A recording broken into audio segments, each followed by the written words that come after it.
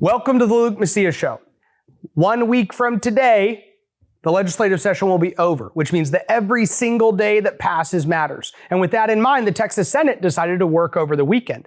Late Friday night, Dade Phelan called an audible, canceled their entire day Saturday, gave the legislature 2.5 days off, said, come back Monday afternoon. We'll get back to work. Deadlines are approaching, and this is killing key conservative policy. We're going to break this down for you today. Let's get to the show.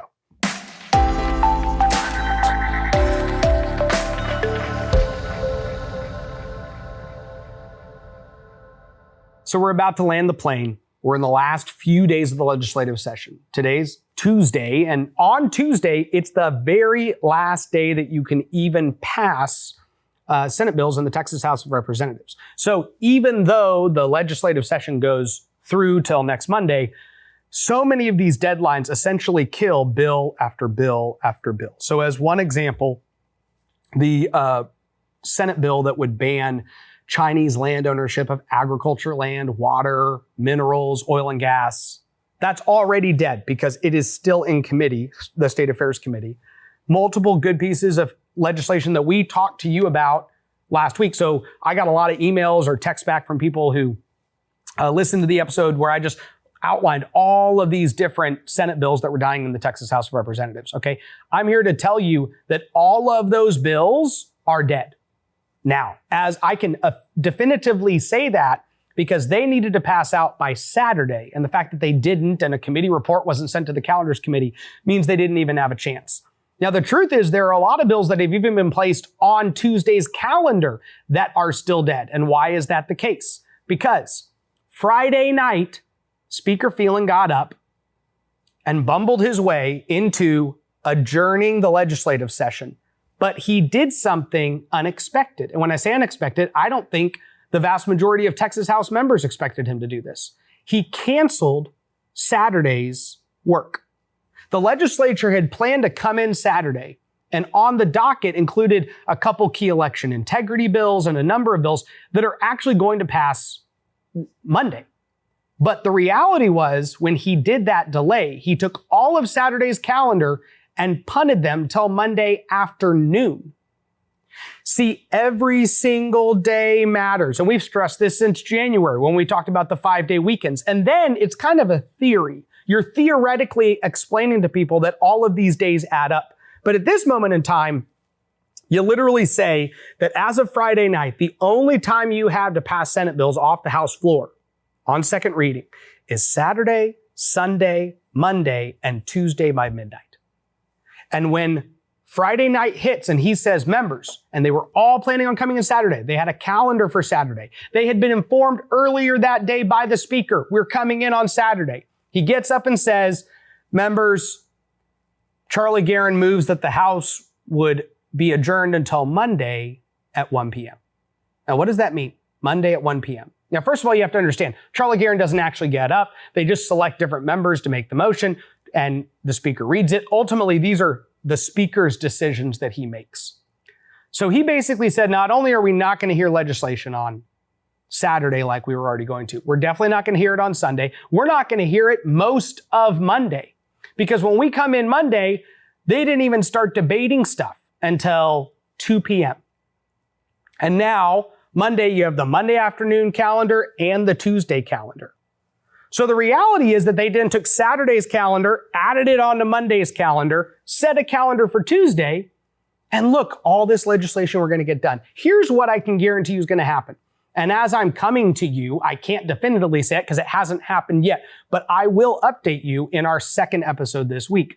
You are going to watch Democrats kill substantial, substantive Republican policy. And when I say watch them kill it, the Calendars Committee in the Texas House of Representatives essentially think of it like this.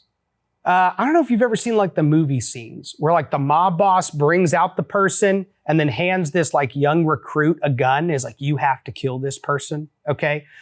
That's kind of how the Calendars Committee treats this legislation with Democrats, okay? They hogtie the legislation, they beat the legislation around a while, they bring it out, and they're like, hey, We put it where we teed it right up. All you got to do is pull the trigger and this sucker's going to die. And then when the Democrats kill the bill, Republicans are outraged. We actually talked about this just a couple weeks ago when Jeff Leach and Tom Oliverson and these guys were outraged that Democrats killed legislation that would have protected detransitioners.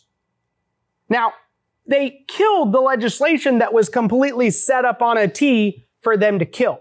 It wasn't a fast pitch. It wasn't a curveball. It's a T-ball, guys. It's literally like, here it is. All you have to do is swing the bat and it's gonna die. That is how easy it is for Democrats to kill many of the substantive conservative policies that Democrats, that they've been set up to kill from the Calendars Committee in the Texas House of Representatives. And it says so much about the priorities of the Texas House that they have looked at all of these other policies for the entire session. And then on the very last calendar, they happen to get around to saying, hey, you know what? We should stop funding woke ideology through our public pension system. The ESG legislation, I've talked about this numerous times on my show. We've got all of our money in all of our pension accounts invested, many of them into these index funds that are voting for radical leftist policies. And this is what Ron DeSantis did in Florida when he stepped up and said, we're not going to have ESG with our pension systems. We are not going to vote in favor of any of these ESG policies. In fact, we're going to vote against them. And Senator Hughes and several other people have championed these policies all along the way. Well, guess what? They're now set pretty late in the calendar so that Democrats can easily kill them. The COVID vaccine mandate ban, we likely won't get to. Why? Because it has been specifically set at a place in the calendar so that Democrats can decide, do we get there? Do we not? So it all comes down to Democrats. We're literally saying, hey, Democrats, you decide how much of this Republican policy you would like us to pass. We give them the keys to the car and say, you take this where you want it to go. And this is what's happening in the final days of the legislative session. Now, Lieutenant Governor Dan Patrick has already made it clear, like, we will come back all summer. Don't make summer plans. The Senate's even made some last minute moves to try to give the House one more opportunity to pass an actual school choice program. Do something is what they're basically saying. Take advantage of the time we have. We have this session. Let's make it happen. On Friday, we were debating the DEI ban at the university level.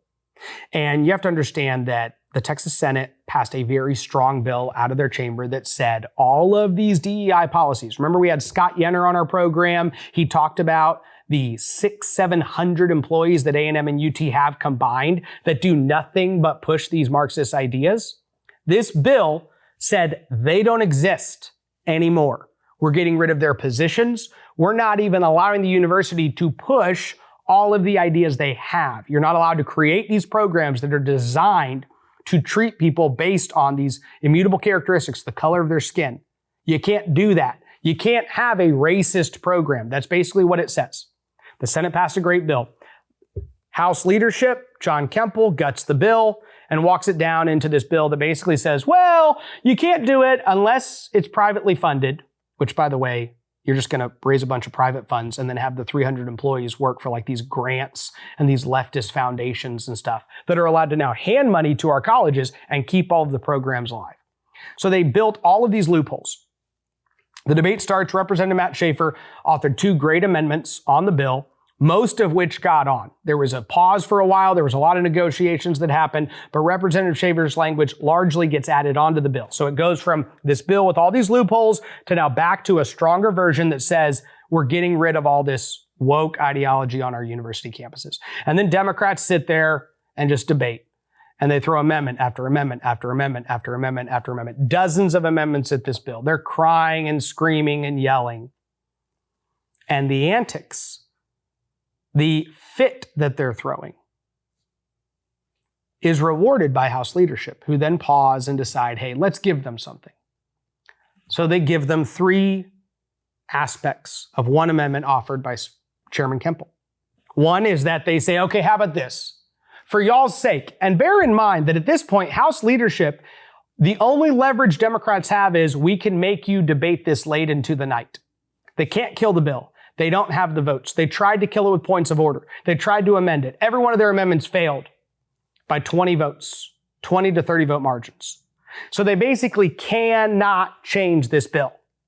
And House leadership is like, we don't really want to be here. And that kind of makes sense, right? Because they didn't even come back for the weekend. So not only are we not coming back for the weekend, we don't even really want to be here right now. We don't feel like governing. So what if we give you some stuff and then maybe you can let us all go home? Because that's the kind of mentality that House leadership is in the final week of session. So they tell Democrats, we'll give you 3 things, and John Kemp gets up and offers this amendment.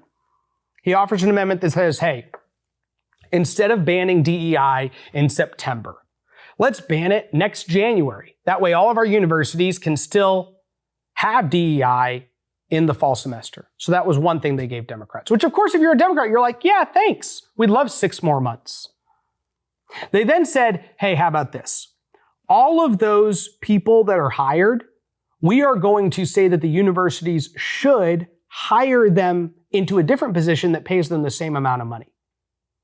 Guys, the worst employees at the university, and by the way, the vast majority of the employees at these universities are left, okay? So they're already pretty far left. You want to know who's the furthest left of the left at the university? The DEI employees. Their full-time job is to do nothing but spread leftist ideology on campus. And this amendment says, hey, let's make sure all of them are still hired at our colleges. This is the losing mindset of Republicans in the Texas House of Representatives, okay? We do want to make sure that they're still there to do what? Indoctrinate all of our kids is what they're going to do. That's their full-time job. And then it did a third thing. It started a DEI study. It said, hey, let's have the Higher Education Coordinating Board study the effects of diversity, equity, and inclusion when we get rid of the diversity, equity, and inclusion. So they basically said, I want the Higher Education Coordinating Board. They're probably going to have to hire some out-of-state DEI firm to come in and study the universities and the implications of taking DEI out of the universities. So these were 3 things that House leadership gave Democrats just to literally save themselves a couple hours of debate. Now, SB 17 will still get rid of those programs because of the loopholes that were basically closed up by Representative Schaefer and many other representatives who were fighting for his amendment. But the reality is that there's still some really destructive policies now that have been added to this bill for no reason. Guys, there was no reason for Dade Phelan and his lieutenants to give these policy wins. This isn't just kind of a pat on the back. This isn't just like a win that makes you feel good. This is a legitimate policy victory. Why were Democrats freaking out? They were freaking out during the SB 17 debate. They filed dozens of amendments because every single one of these employees are literally like they're foot soldiers in the battlefield of trying to win this state. And then we're like, hey, how about this? We'll keep using all this Texas taxpayer money to pay all these people. They're like, great! That would be so much better. In fact, if you do that, we won't throw up another 20 amendments that we'll all lose. This is how it works. So we'll let you know what happens with SB 17, the ultimate conclusion. This will go back to the Senate. The Senate will have to decide whether it actually goes to conference. We hope they do, because this is not a policy that should be taken lightly. It is not a policy that should be surrendered to the left, even a little bit. We shouldn't surrender 5% of the bill to the left. We've already sacrificed the CRT ban. The Texas House of Representatives killed the ban on critical race theory at our universities. So critical race theory is going to be in our universities for the next 2 years. And the Texas House of Representatives made sure of that. The DEI bill is not even going to get rid of all of the leftist ideas, just these one little aspect. Probably one of the most significant aspects, but not all of it, which is why we can't cede 1 inch to the Democrats. But this is the mindset. You have Monday and Tuesday's calendar. For some of you out there, you might see posts that get made about this bill's been on Tuesday's calendar, this bill's been on Tuesday's calendar, this bill's on there. And just know that if you go to Tuesday's calendar, very little bit of Tuesday's calendar is guaranteed to be gotten to. Unless you're at the top list on that calendar, there's a chance we don't get to it. And there's actually a chance we don't get to any of Tuesday's calendar if Democrats don't want to. The only thing we will get to on Tuesday is anything that Democrats are okay with us getting to at the end of the day. So that's where we're at. That's what we have to deal with. That's what's going on. The governor, outside of his comments on school choice, has said very little. So as we're in this kind of final week, there's not a lot that's coming out from the governor's office. There's not a lot of signals being made. But he did send a strong signal in saying, if you don't pass something with school choice, we're not going to take this. We're not taking the summer off. He made it pretty clear. Y'all should plan on coming back. You're going to have to still deal with this. And what happened in the Public Education Committee at that point is that they sat on their school choice bill, because he basically said the school choice bill you're doing only affects several 100,000 students. Okay. So I want something that's in the several million students can get into this program. And the Texas House basically said, we don't even think we can get to your starting point, so we're not even going to move the bill. We're not even going to try to move a piece of policy that could get us where we need to get the governor's support to the level that we wouldn't have to come back this summer. The budget is still being negotiated. The amount of property tax relief that is on the table is still being negotiated. Every single one of these items is coming down to the final back and forth between each chamber. Now, one thing I want to bring to y'all's attention is the fact that Robert Montoya, our lead investigative reporter here at Texas Scorecard, has just started a new series on human trafficking. It's something really worth each and every single one of y'all taking a look at, reading, diving into, following along with. He's going to be releasing this over the next week to week and a half. The first piece is Destroying Souls, Sex, Slavery in Texas by Robert Montoya. You can go to Texas Scorecard, go to Read, and go to Investigations. It's also on the homepage right now, so if you go there, you can read these stories. Guys, we've talked a lot about the border. We've talked a lot about the open border that we have in Texas. Now, human trafficking will happen even if you close the border. So it is an issue that overlaps with the issue of border security, but it is not the same thing, okay? It just has an interest and is, let's say, more prevalent when you actually open up your southern border and say, ship in as many human beings as you want to. Because when you're trafficking humans, some of those people can get actually brought into sex slavery as well. So Robert Montoya does a great job breaking that down, and honestly, he has a lot more coming out. So if this is an issue that you care about, if it's an issue that people in your church care about, a lot of churches have specific groups set up to deal with human trafficking and sex trafficking issues. A lot of people are working in this industry, as you know. And when I say the industry, I mean good political nonprofits and groups and church organizations that are actually helping rescue people. So if those are people you know, you should send them this information, because Robert Montoya does a great job breaking down all of what's happening within human trafficking that we know of in Texas. So check out Robert Montoya's not only current piece, follow along as he breaks down pieces on human trafficking and sex slavery in our state. And speaking of like trafficking kids, sexualizing kids, we're going to close with just relishing in the passage of Senate Bill 12, a bill that will stop sexual performances in the presence of children. Now, here's the ironic thing. When this bill passed second reading on Friday, only 12 Democrats voted no.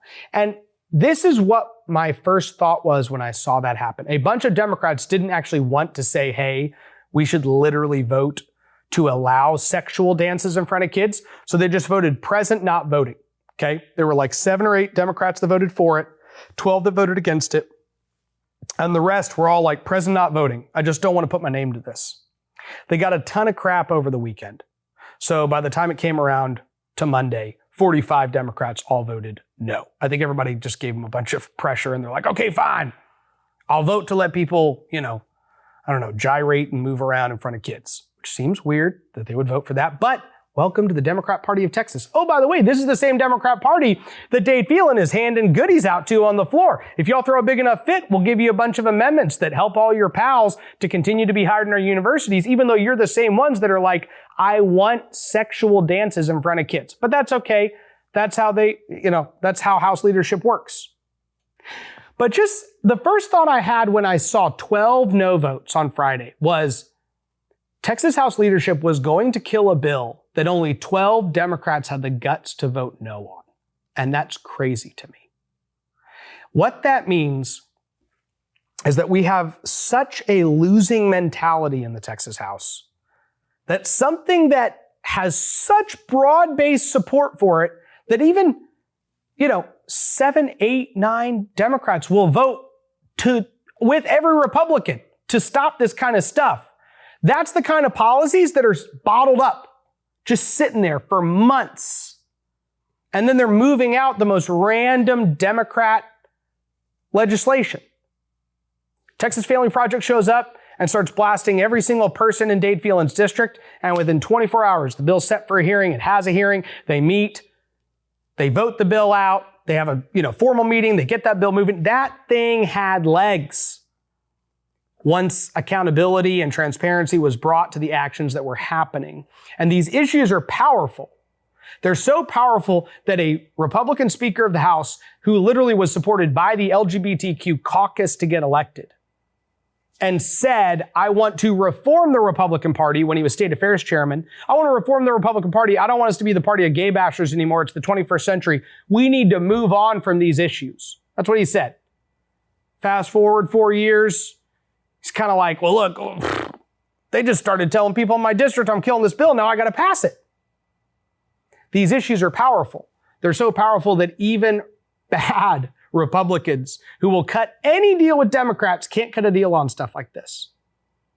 And that's why these issues have to continue to be brought to light. That's why organizations like Texas Scorecard and Texas Family Project and other people, that's why this show is important. We literally are trying to bring you this information because it's when they're brought to light that even Republicans that would cut any deal with the Democrat can't do it on these issues. They have to address them.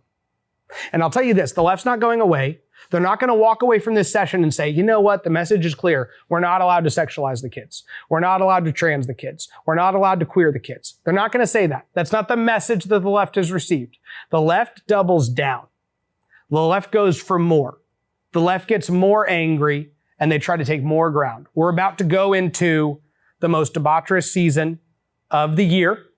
Some call it Pride Month, but we're going to go into I'm telling you, I don't even know what to prepare for in June. Because these people know that they have been significantly slapped down. They know that a significant amount of policy victory has been had against them.